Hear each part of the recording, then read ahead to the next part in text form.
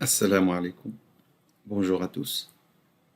Je vais présenter aujourd'hui la dernière partie sur le cours sur les séries entières. Alors nous allons parler dans cette présentation du développement en série entière de fonctions.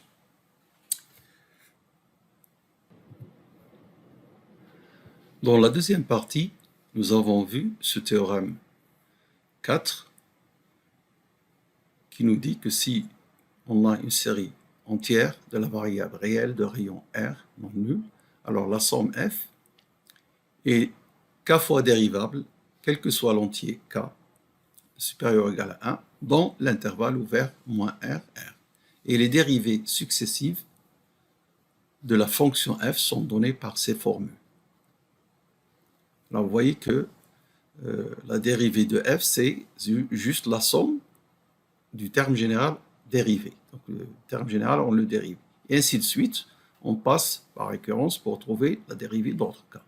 Alors, f est dérivable k fois, donc par conséquent, elle est quel que soit k, donc c'est infini. Bon, alors, f admet aussi une primitive sur moins RR développable de la sorte suivante. La primitive qui s'annule au point 0 est donnée par cette formule. Bien.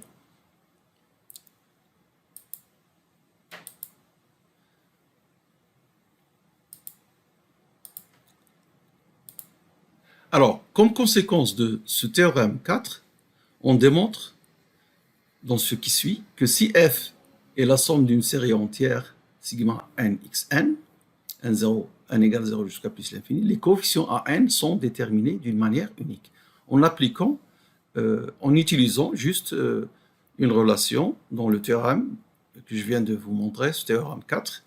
Si vous mettez ce théorème dit d'abord, théorème 5, que si f est une série entière, alors les coefficients sont donnés d'une façon unique. Nous avons vu que si f est une série entière définie pour x appartenant moins r, r, elle est c infini, et donc ce coefficient fk de 0 existe, et les coefficients sont donnés d'une manière unique. Alors, pour le montrer, il suffit de remplacer x dans la relation 3 ci-dessus. La relation 3, c'est la même relation que nous avons vue dans le théorème. La voilà. Donc, quand vous remplacez x égale 0, évidemment, et ici n part de k, l'indice c'est n, il part de petit k. Donc, si vous mettez x égale 0, tout est nul ici, sauf le terme ak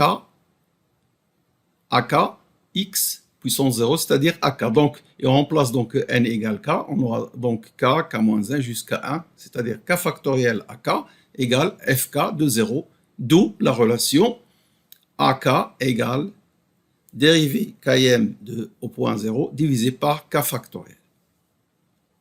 Voilà donc pour cette formule. Alors maintenant, nous donnons une définition de ce que ça veut dire une fonction est développable en série entière au voisinage de 0. Alors, une fonction f de la variable réelle x est dite développable en série entière au voisinage de 0 s'il existe un réel r strictement positif tel que f de x puisse être la somme d'une série entière dans cet intervalle moins r. Voilà ce que ça veut dire. Il est clair donc d'après les théorèmes que nous avons vus 4 et 5 que si f est développable en série entière sur l'intervalle moins r, r, alors f est indéfiniment dérivable. Le théorème 4. Et d'après le théorème 5, les coefficients sont déterminés d'une manière unique. Cette condition nécessaire n'est malheureusement pas suffisante, c'est-à-dire on peut avoir une fonction qui est de c infini, mais qu'elle n'est pas développable en série entière. Parce que regardez la définition. Il faut que f de x soit égal à ceci dans tout l'intervalle moins r, r, pas uniquement au point 0. Alors justement, voilà une fonction. F de x exponentielle moins 1 sur x2 pour x différent de 0, f de 0 égale 0. Alors cette fonction, elle est de classe C infini. Le seul problème pour le vérifier, c'est au point 0. Mais quand vous calculez la dérivée première, vous allez trouver r de x exponentielle moins 1 x2 au voisinage de 0. Et vous pouvez calculer la dérivée seconde, etc. etc. Et vous trouvez toujours fn de 0 égale 0. Bon, alors si fn de 0 égale 0, quel que soit 1, ça veut dire que la série entière, c'est la série nulle. La série entière qui lui correspond.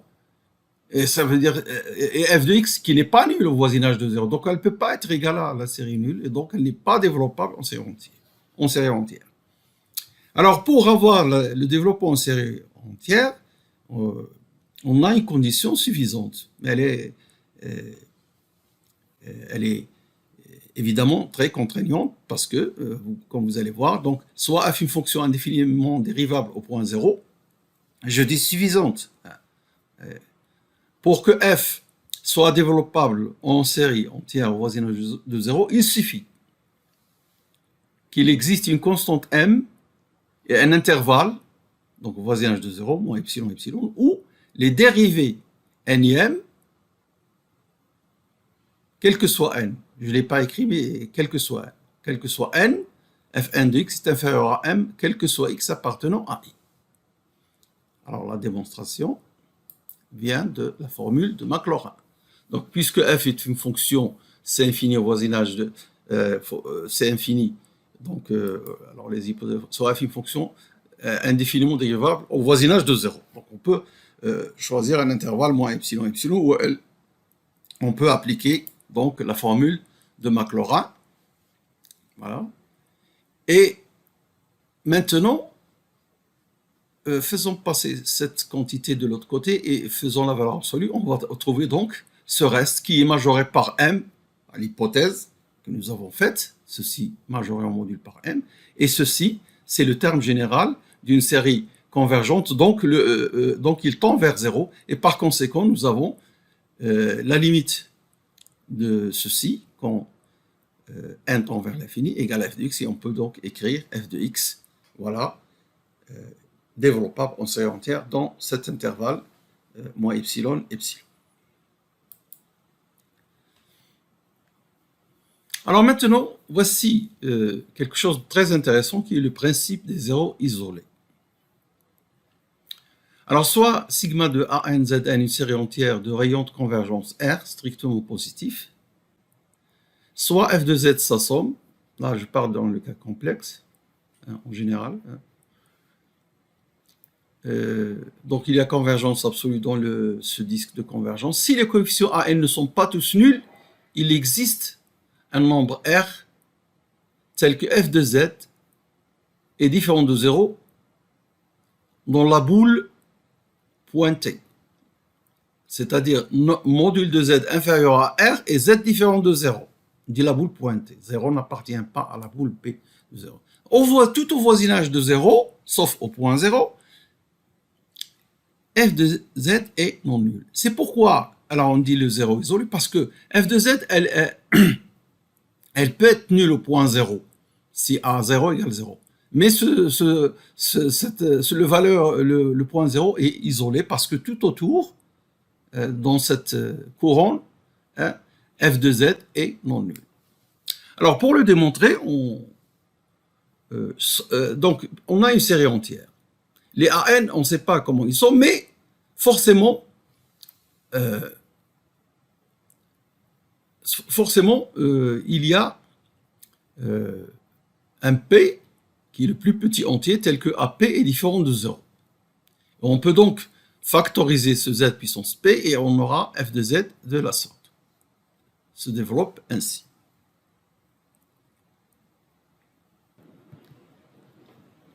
Voyons la preuve de ce théorème. Alors tout d'abord, il y a deux possibilités. Si A0 est non nul, A0 c'est f de 0. Si f de 0 est non nul, d'après la continuité de f, je vous rappelle que la somme d'une série entière elle est de classe C infinie, donc en particulier elle est continue au point 0. Donc, si A0 est non nul, f de 0 est non nul, et d'après la continuité, il existe un voisinage où on peut avoir f non nul. Donc, on a cette propriété-là, même si ici, f est non nul aussi au point 0. Alors, on suppose que A0 égale 0. À ce moment-là, le point 0, on dit que c'est un 0 de la fonction. Pas confondre avec le 0 lui-même. Une racine, f de z égale 0. Alors, ce qu'on veut montrer, c'est tout autour, f est non nul. Autour, ça veut dire dans cette couronne, hein, z en module compris entre 0 et un certain r. Donc, soit P le plus petit entier naturel tel que AP est différent de 0.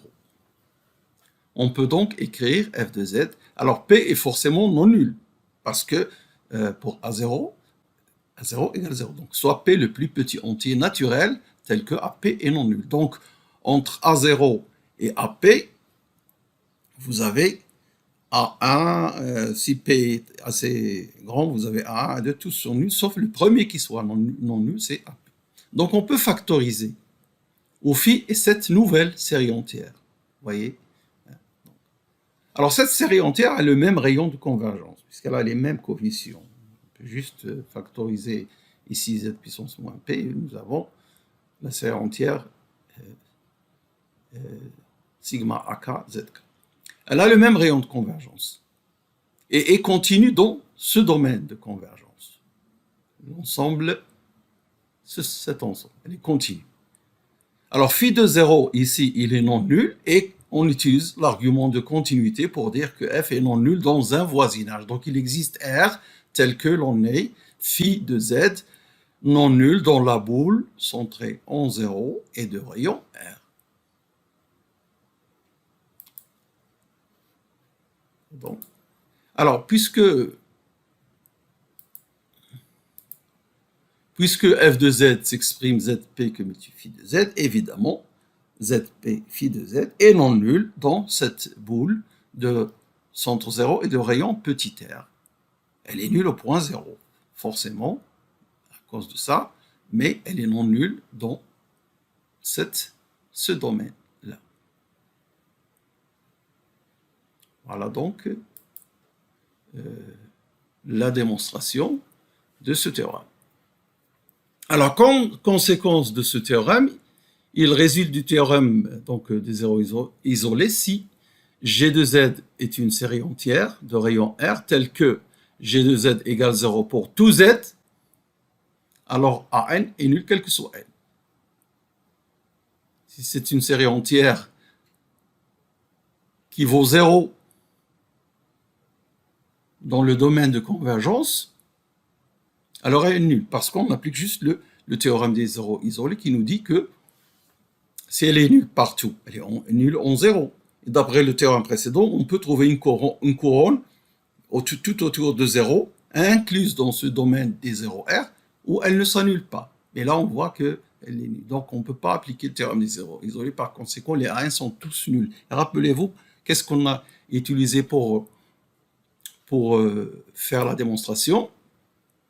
Il existe AP non nul. À partir de ça, nous avons, alors, si les coefficients ne sont pas tous nuls, donc il existe ce AP qui nous a servi dans la démonstration. AP non nul pour un certain entier P supérieur strictement à 0. Alors, de ceci, on peut déduire que si deux séries entières sont égales, si elles ont le même rayon de convergence et leurs sommes sont égales sur ce disque commun aux deux séries, alors AN égale B1, quel que soit. Il suffit d'appliquer la remarque précédente parce que vous allez faire la différence et considérer la série sigma de, entre parenthèses, AN moins BN, qui multiplie ZN, et vous appliquez la remarque précédente. Alors maintenant, je donne les développements de quelques fonctions usuelles. Alors vous voyez que les développements en série entière, les coefficients avec les développements limités, c'est les mêmes, mais ne pas confondre les séries entières et développements limités, parce que pour les développements limités, x très proche de 0, et ça, on peut avoir un développement limité pour une fonction qui n'est même pas définie au point 0, alors les séries entières, non, nous avons des fonctions de classe C infinie qui se développent, et c'est une relation de 0 jusqu'à plus l'infini sans reste, c'est clair et net. Voilà. Donc voici pour ce modèle qui est les talents de... C'est presque la série qu'on utilise le plus pour faire des développements, que ce soit en série entière ou en développement limité, en l'intégrant ou en intégrant, on peut remplacer x par moins x et avoir le développement de 1 sur 1 plus x, comme nous allons voir tout à l'heure, et intégrer pour avoir le développement en série entière de log de 1 plus x. Vous avez le développement de exponentielle x ici, le développement de cosinus x. Alors, il faut remarquer que lorsqu'une fonction est paire, dans ce développement n'apparaissent que les coefficients avec des indices impairs, que les puissances paires et le coefficient correspondant. Par exemple, ici, le coefficient a 2n, si je peux l'appeler comme ça, c'est moins à la puissance 1 sur 2n factoriel. À l'inverse, si la fonction est impaire, on ne voit que des puissances impaires. Et par exemple, ici, le coefficient Bn correspondant B2n plus 1, correspondant à la puissance x de n plus 1, c'est moins à la puissance n sur 2n plus 1 factoriel. On peut passer du développement de sinus sur cosinus par dérivation ou par intégration. Cosinus hyperbolique, voici son développement. On ajoute ex plus e moins x divisé par 2 pour avoir ce développement. Et sinus hyperbolique peut se déduire par dérivation de celui-ci pour avoir le développement de sinus hyperbolique. Alors ça, c'est un développement important, le développement 1 plus x à la puissance alpha pour un alpha fixé appartenant à R. Et je donne les rayons en même temps, les rayons de convergence de certains de ces fonctions usuelles que l'on rencontre plus. Alors maintenant, je donne deux exercices, si vous voulez, mais je vais donner la solution d'un exercice et je vous laisse faire le suivant que je vais corriger plus tard. Donc, développer en série entière au voisinage de 0 la fonction f définie ainsi, f de x égale exponentielle moins x sur 1 plus x, et calculer le rayon de convergence de la série obtenue. Alors donc, je vais donner la solution pour la première question, c'est-à-dire développer en série entière cette fonction au voisinage de 0. Alors, avant de faire cette solution, je vais rappeler ce que c'est le produit de Cauchy de deux séries entières, ce que nous avons vu dans une séance précédente. Alors, nous avons vu ce théorème 2 qui nous parle de la somme de deux séries entières, c'est-à-dire on fait la somme des coefficients correspondants de séries, et on a une série qu'on appelle série somme. Nous avons vu quelle est sa somme, mais ce qui nous intéresse, c'est le produit. Et nous l'avons appelé le produit de Cauchy, puisque nous avons utilisé un résultat sur le produit de Cauchy de deux séries numériques, que nous avons vu sur le chapitre sur les séries numériques.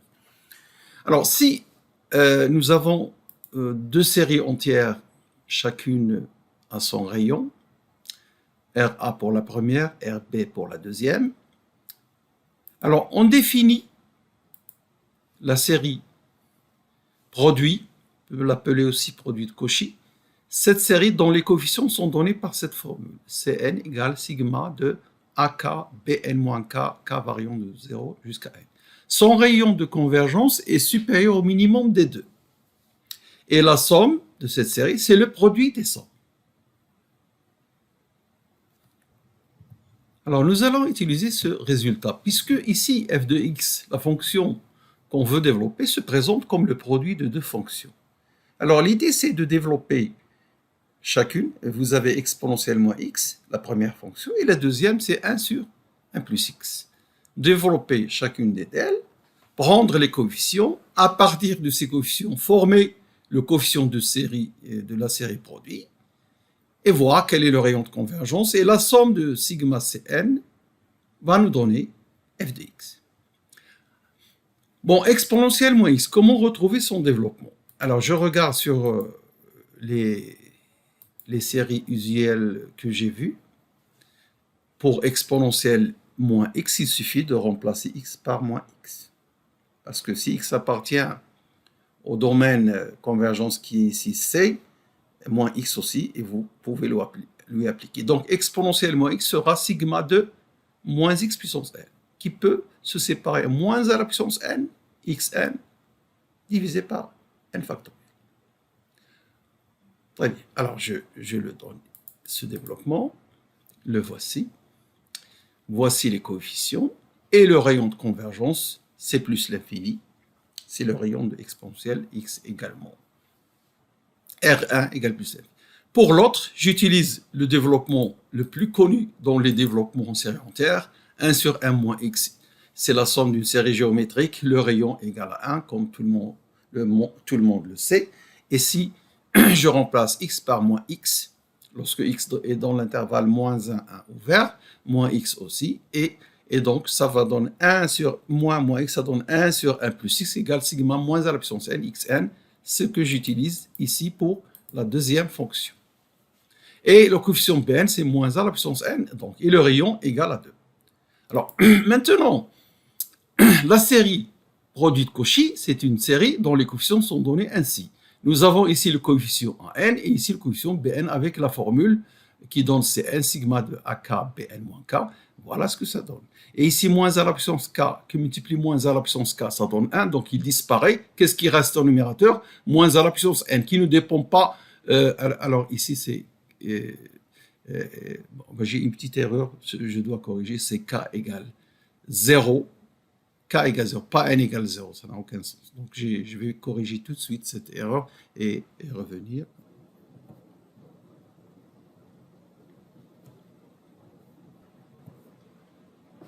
Bon, donc j'ai corrigé. Donc Cn, c'est le coefficient sigma de k égale 0 jusqu'à n à k, bn moins k.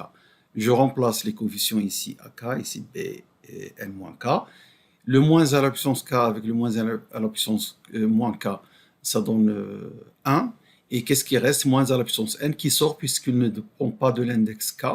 Et donc voici le coefficient Cn, ce que l'on peut écrire ainsi en détail. Voilà, moins à la puissance n qui multiplie 1 plus 1 sur 1 factoriel jusqu'à plus 1 sur n factoriel. Alors, le rayon de cette série est supérieur ou égal à l'inf des 2 égale 1, mais je vois que module de Cn, voici module de Cn, c'est cette parenthèse. Il est supérieur à 1. Donc, cette série diverge. Or, cette série, c'est sigma de Cn 1 à la puissance n. Ça veut dire que le point 1, la série ne converge pas pour le point x égale 1. Et donc, 1 n'appartient pas au disque de convergence R, ce qui veut dire que R est plus petit que 1. Et comme il est supérieur à 1, donc on a R égale 1. Alors, on peut le voir d'une autre manière.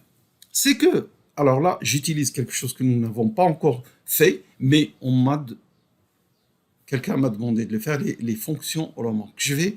Ce chapitre, il viendra. Alors, j'ai juste un chapitre sur les séries de Fourier à donner, et après les fonctions holomorphes. Cette fonction, si je la considère comme une fonction de z exponentielle moins z sur 1 plus z, c'est une fonction qui a une fonction holomorphe dans le disque de rayon 1. Elle est holomorphe sur R sauf au point z égale moins 1, c'est une singularité. Alors on ne peut pas avoir le rayon qui dépasse 1, sinon on va avoir moins 1, une singularité dans le domaine de convergence de la série entière, ce qui est bizarre, c'est pas joli. Mais la façon la plus simple pour vous pour comprendre, c'est que il n'y a pas convergence pour x égale 1. Et donc 1 ne peut pas appartenir à D0 R, donc R est plus petit que 1. Avec cette inégalité, nous avons R égale 1. Et voici donc le développement en série entière de cette fonction. Alors, utilisez une méthode similaire pour cette fonction. Alors, je vais vous donner une indication. Sinus de x sur x, c'est une fonction qui est développable en série entière. On peut la prolonger en x égale 0 par sinus de x égale, disons, sa valeur égale 1 pour x égale 0. Et 1 sur 1 plus x2 qui est développable en série entière. Et vous faites le produit de Cauchy. Voilà l'indication. Bon, alors ce sera tout pour aujourd'hui. Merci de votre attention et à la prochaine fois, Inch'Allah.